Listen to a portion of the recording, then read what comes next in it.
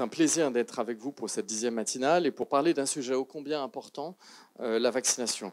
On sait que c'est la mesure majeure de prévention et qu'il y a une politique de santé publique qui a été développée par la ministre actuelle de la Santé et des Solidarités qui pousse cette vaccination. Nous avons pu réaliser avec l'Ordre une grande enquête auprès des infirmiers, évidemment inscrits à l'Ordre, sur leur vision de la vaccination, leur couverture vaccinale et les interactions qu'ils avaient avec leurs patients. Près d'1 sur 4 disent qu'ils ont peur qu'une vaccination chaque année ne soit pas très bonne pour eux.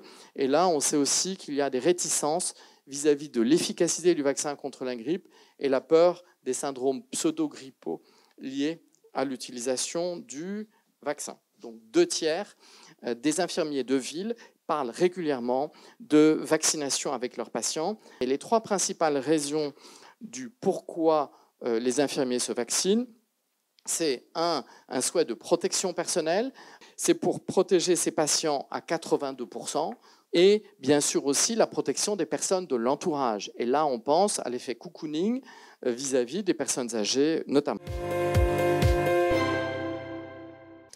Si on continue à regarder, bien sûr, les résultats essentiels que sont la couverture vaccinale.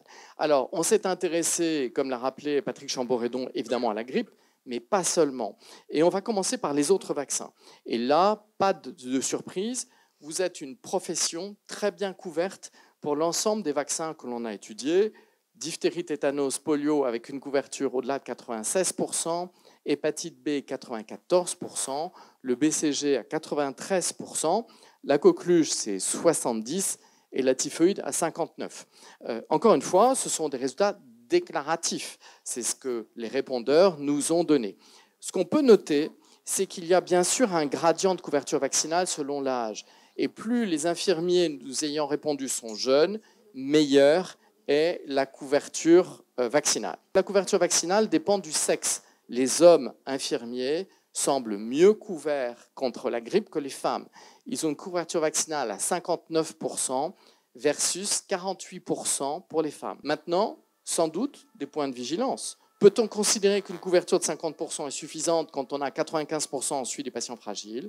Je n'en suis pas sûr. Patrick Chamboredon, à l'hôpital, on parle beaucoup de la désorganisation des urgences, la fameuse, entre guillemets, crise des urgences. On sait que quand la grippe arrive, c'est un facteur de désorganisation majeur des urgences, mais pas que des urgences. Est-ce que les infirmiers à l'hôpital parlent entre eux, entre elles, de l'impact si la grippe atteint certaines d'entre elles, parce qu'elles ne sont pas toutes remplacées du jour au lendemain. Donc ça doit avoir un impact majeur. C'est certain que lorsqu'il y a un professionnel qui est malade, il ne vient pas travailler et donc ça désorganise encore plus.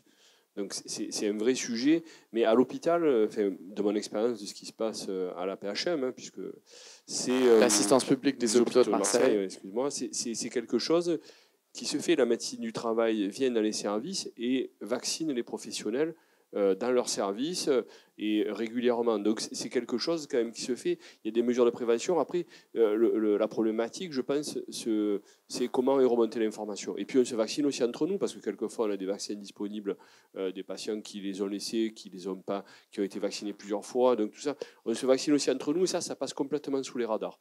Moi, personnellement, ça en tant que professionnel de santé, je vaccinais mes parents et ce n'était pas quelque chose qu'on arrivait à comptabiliser.